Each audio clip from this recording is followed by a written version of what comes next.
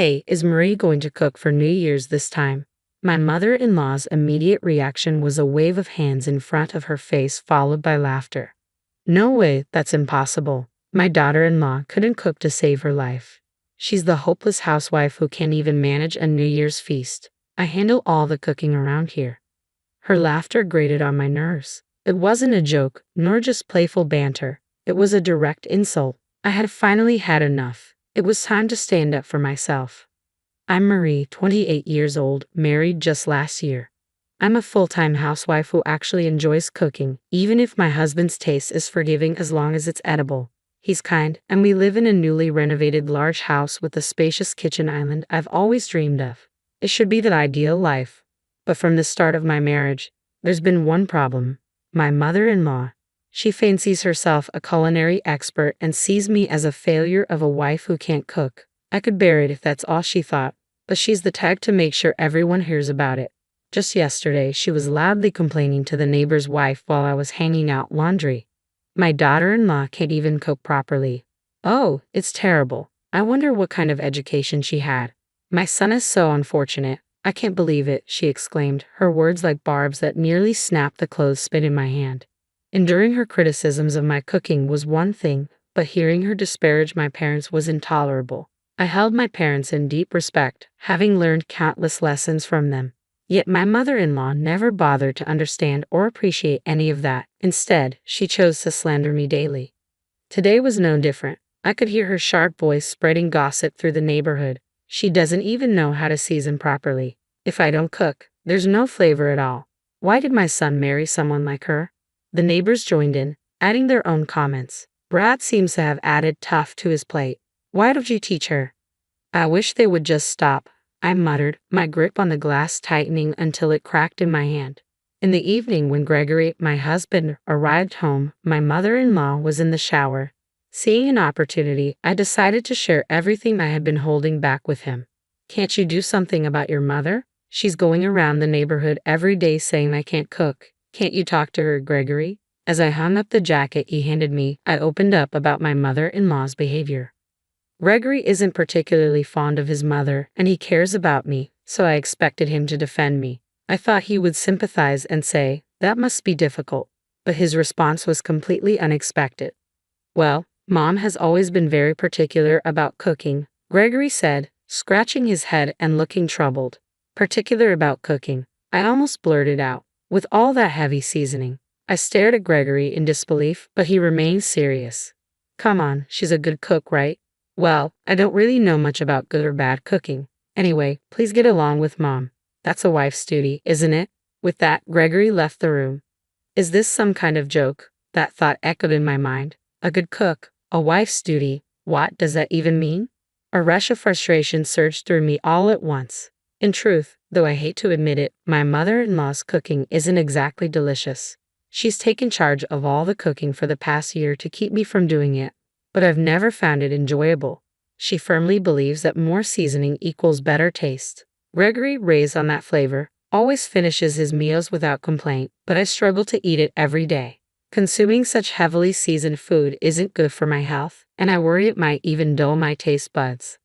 I managed to finish it somehow, afraid of the repercussions if I left any on my plate. Alone in the quiet of our bedroom, I let out a heavy sigh. The shock wasn't that Gregory didn't criticize his mother's cooking. It's a wife's duty, huh?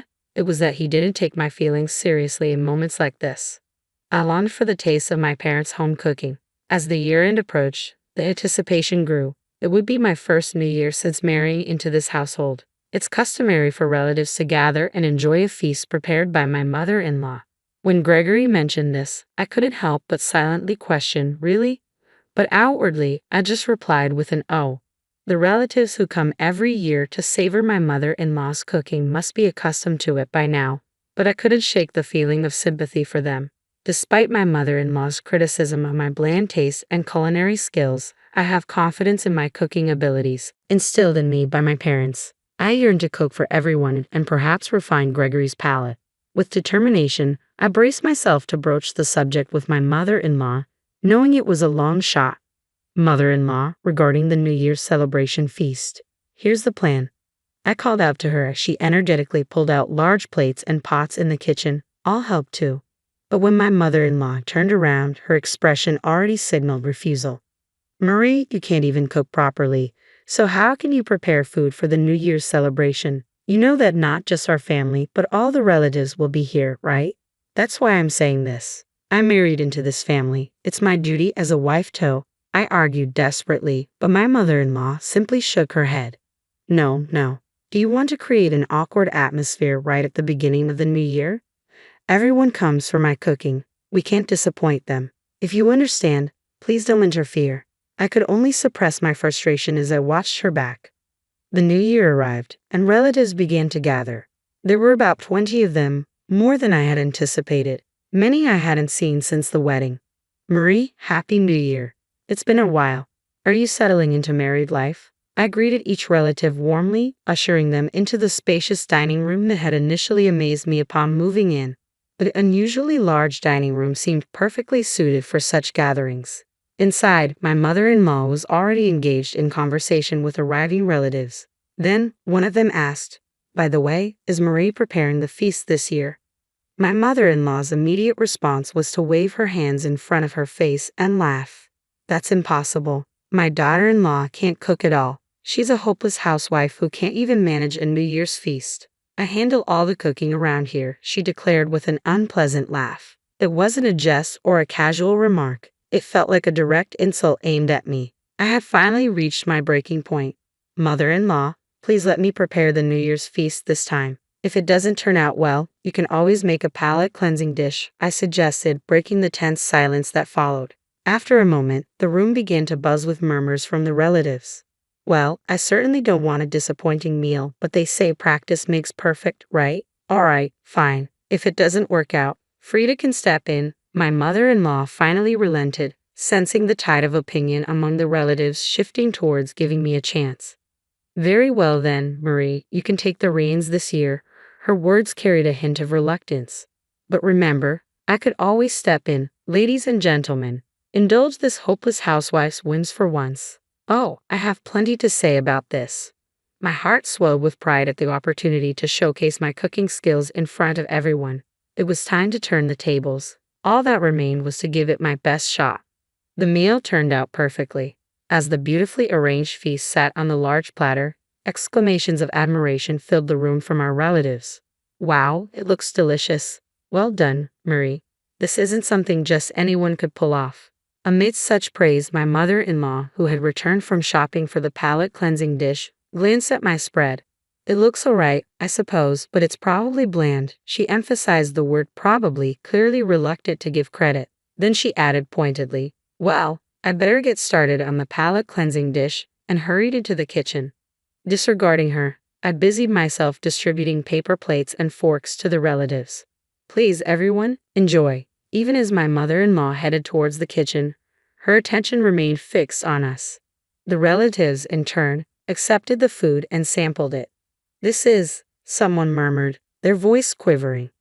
My mother-in-law chuckled with apparent satisfaction. "See, I told you. This is why she's the incompetent daughter-in-law, everyone. You don't need to force yourselves to eat. I'll prepare the palate-cleansing dish right away." Her tone was triumphant, but it was swiftly drowned out by sounds of delight. "This is the first time. I've never tasted New Year's food this delicious. It's restaurant quality. It's even better, like a meal from a fancy hotel." "Marie, where did you learn to cook like this?" My mother-in-law stood amidst the lively crowd, stunned into silence. With everyone's attention fixed on me and no one paying heed to my mother-in-law, I made up my mind to reveal the truth to everyone. My family owns a renowned French restaurant celebrated for its authentic cuisine, even recognized in the Michelin Guide. My father, now the fifth generation overseeing all culinary operations, and my mother, from a lineage of chefs, wholeheartedly supports him. Growing up, I absorbed the art of cooking by observing my parents. By the time I reached upper elementary school, I was earnestly learning from them. Though my brother is poised to inherit the restaurant, and despite my new life after marriage, the culinary knowledge passed down from my parents remains a source of pride within me. That's why I couldn't tolerate my mother-in-law's dismissive remarks and actions undermining my culinary skills. Denying my cooking is tantamount to denying my parents and the restaurant that has been our family's legacy for generations. I did mention this before we got married. Mother-in-law. My mother-in-law, often dismissive and condescending, seemed to view me merely as the daughter of a small countryside restaurant.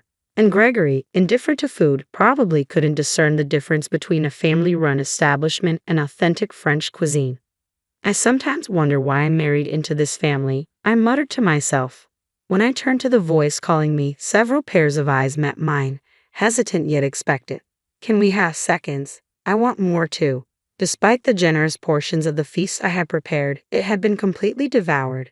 Suddenly, a wave of happiness washed over me, and I could feel tears welling up. Receiving praise for my cooking should have felt routine, something I'd known before I got married. Yet over the past year, I seem to have forgotten that sensation entirely. Yes, I'll prepare more right away. With determination, I hurried out of the room, passing by my motionless mother-in-law. Come to think of it, she had bought some ingredients. Regardless, I was determined to serve these guests to the best of my abilities. Mother-in-law, I'll use these ingredients, okay? I announced, but received no reply.